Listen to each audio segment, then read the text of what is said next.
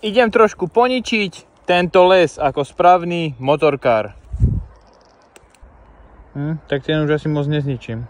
Realita v skratke, jedna riha od motorky zanikne za týždeň, možno za dva, ale zákon ten si vyberá toho, koho má rád a toho, k tomu čo dá. Ale inak áno, motorkári sú tí najväčší škodcovia a nepriatelia lesa. Je to joke. Samozrejme máme tu aj hoveda motorkárov, ktorí sa nevedia správať, ale to, že prejdeš cez les na motorke, tak to je podľa mňa nič oproti tomu, čo urobia traktori lesníci. Samozrejme, oni za to nemôžu, je to ich práca, keďže sú to likožrutom napadnuté stromy.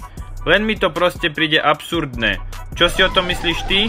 Daj vedieť do komentára. Zákony treba dodržiavať, ale zamyslieť sa nad ich logikou môžeme všetci. Podľa mňa je to hlavne o vzájomnom rešpekte medzi lesníkmi, turistami, poľovníkmi a motorkármi. Aj samotnou prírodou. Každý z nás si tam chodí oddychnúť, len trochu iným spôsobom.